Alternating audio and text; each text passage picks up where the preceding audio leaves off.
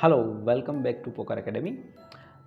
બધાની એક્ઝામ્સ સારી એવી સફળતાપૂર્વક પૂરી થઈ ગઈ હશે એવી આશા, અને જે લોકો થર્ડ સેમિસ્ટર ડિગ્રીની અંદર છે એ લોકોની એક્ઝામ અત્યારે ચાલી રહી હશે તો એમને બેસ્ટ ઓફ લક.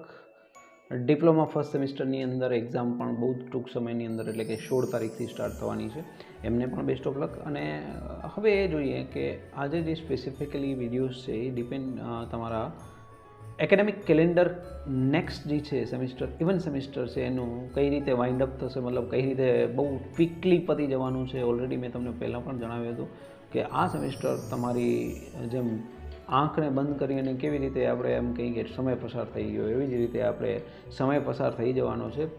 સૌથી પહેલાં સ્ટાર્ટ કરીએ બી સેમિસ્ટર 4, 6 અને 8. તો સેમિસ્ટર 4, 6 અને 8નું તમારું જે સેમિસ્ટર એન્ડ થવાનું છે એ 1 મેના થશે. એનો મતલબ કે આપણી પાસે અગર આ મંથ માર્ચને બી પૂરો કાઉન્ટ કરીએ અને એપ્રિલને બી પૂરો કાઉન્ટ કરીએ તો એક્ઝેક્ટલી 2 મંથ, દેટ મીન્સ આ 60 ડેઝ. એક્ઝામ ડેટ છે તમારી પાસે 3 મે. તો પ્રોબેબિલિટી અગર જે લોકો 4th સેમિસ્ટરની અંદર એન્ટર થવાના છે, મતલબ થર્ડની જે એક્ઝામ ચાલી રહી છે એમના માટે ખાસ વાત કરું તો ઓલમોસ્ટ આ મંથ તમારો એક્ઝામની અંદર નીકળી જવાનો છે. નેક્સ્ટ એક જ મંથ તમારી પાસે રહેશે અને એ છે તમારો એપ્રિલ મંથ. તો એ લોકોએ તો ખાસ આના ઉપર ધ્યાન આપવાનું છે કે એપ્રિલ મંથની અંદર તમારે ફરી એક વખત જે રીતે D2D માટે કન્ડિશન બની હતી, D2Dના સ્ટુડન્ટ જેવા એનરોલ થયા એવી જ એમની એક્ઝામ આવી, એવું જ કંઈક 4th સેમિસ્ટરની અંદર પહેલેથી દિમાગની અંદર બેસાડી લેજો. કારણ કે ઓલરેડી ખબર છે અને જો આપણે સાવચેતી ના રાખીએ તો એ આપણી ભૂલ કહેવાય. નેક્સ્ટ વાત કરીએ ડિપ્લોમા સેમિસ્ટર 4th અને 6ની, તો વન્સ અગેન એમને પણ 1 મે અને 3 મેની અંદર એક્ઝામ ડેટ આવી ગઈ છે. આ પ્રોવિઝનલ ડેટ છે, એનો મતલબ એવો નથી કે ફાઇનલ છે, પરંતુ પ્રોબેબિલિટી આનાથી વધીને 1 વીક તમારો પ્લસ થઈ શકશે. એનાથી વધારે કોઈ શક્યતા નથી, કારણ કે હવે નેક્સ્ટ અત્યારે કોઈ નથી ઇલેક્શન કે નથી કોઈ એવી શક્યતા કે જેના કારણે એ ડિલે થઈ શકે. આ વખતે એક્ઝામની અંદર વચ્ચે ડિલે થયું હતું થર્ડ સેમિસ્ટરની અંદર પણ એ ઇલેક્શનના કારણે, પણ હવે કોઈ એવી ઇલેક્શન આવવાનું નથી. બી સેમિસ્ટર 2 અને ડિપ્લોમા સેમિસ્ટર 2 જેની એક્ઝામ હજી સુધી લેવાયેલી બી નથી. પ્રોબેબિલિટી તમારી 16 માર્ચથી ડિપ્લોમા સેમિસ્ટર 2 સેમિસ્ટર 1ની એક્ઝામ સ્ટાર્ટ થાય છે. તો આ મંથ તો તમારો પણ કાઉન્ટ નહીં થઈ શકે, પણ ડિપ્લોમા સેમિસ્ટર, ડિગ્રી સેમિસ્ટર 2 બંને માટે થોડો ઘણો સમય વધારે મળવાનો છે, કારણ કે 31 જુલાઈ, દેટ મીન્સ હજી બહુ ટાઈમ છે તમારી પાસે કમ્પેરેટિવલી ફર્સ્ટ સેમિસ્ટર માટે. જે ફર્સ્ટ સેમિસ્ટર બહુ જલ્દીથી વાઇન્ડ અપ થઈ ગયું એની સામે તમને સેકન્ડ સેમિસ્ટરમાં ખાસો એવો સમય મળશે. અગર આપણે એપ્રિલથી બી કાઉન્ટ કરીએ તો એપ્રિલ, મે, જૂન અને જુલાઈ 4 મંથ કોન્સ્ટન્ટલી તમને મળશે, જેની અંદર કોઈ પણ વેકેશન્સ નથી. ત્યારબાદ 2 ઓગસ્ટની અંદર તમારી એક્ઝામ સ્ટાર્ટ થઈ જશે.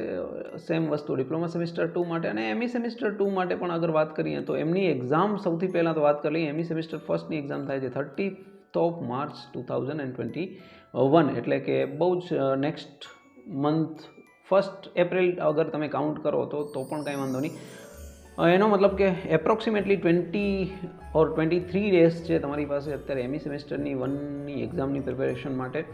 એમઈની અંદર કોઈ પણ ડાઉટ હોય, સ્પેશિયલી સ્ટ્રક્ચરની અંદર અગર તમે એમઈ કરી રહ્યા છો તો 100% કોન્ટેક્ટ કરી શકો છો. તમને મટીરિયલ એઝ વેલ એઝ જે પણ ડાઉટ સોલ્વિંગ હશે એ પણ તમને પૂરું કરવામાં આવશે, કારણ કે એમઈની અંદર તમારો હાથ કોઈ પકડશે નહીં. પરંતુ એમઈની અંદર અગર તમને કોઈ બી ડાઉટ છે સ્ટ્રક્ચરની અંદર, you can contact number already app ઉપર પણ છે અને અહીંયા પણ તમને નીચે ડિસ્ક્રિપ્શન બોક્સની અંદર પણ મળી જશે. તમે અગર એમઈ સ્ટ્રક્ચરમાં કરી રહ્યા છો તો 100% કોન્ટેક્ટ કરી શકો છો. મટીરિયલ વગેરે બધું તમને મળી શકે છે.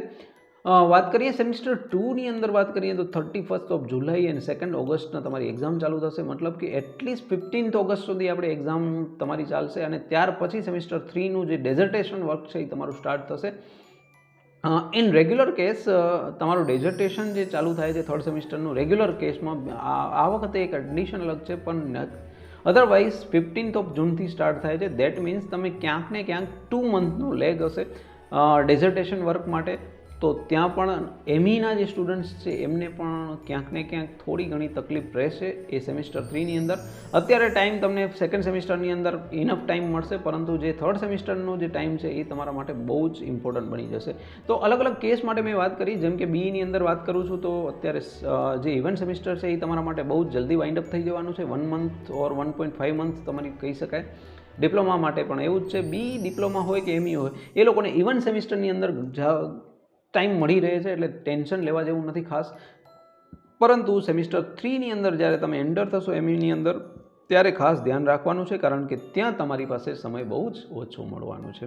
તો આ હતું આપણું એક્ઝામ કેલેન્ડર કહી શકો તમે એને, તો એકેડેમિક કેલેન્ડર કહી શકો, જે જીટીયુએ ઓલરેડી 3rd ઓફ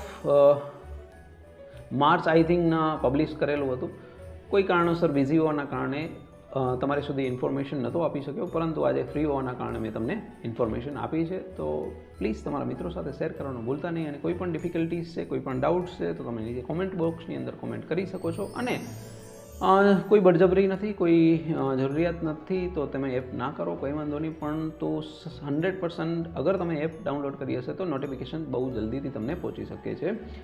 જે પણ જીટીયુનો સર્ક્યુલર હશે યા જીટીયુની કોઈ પણ ડિટેલ્સ હશે એ તમને થ્રુ એપ જલ્દીમાં જલ્દી તમને મળી શકે છે. તો આજે જ એપ્લિકેશન ડાઉનલોડ કરી શકો છો અને તમે તમારો સમય બચાવી શકો છો. Thank you so much for watching this video, and please keep share with your friends. Thank you.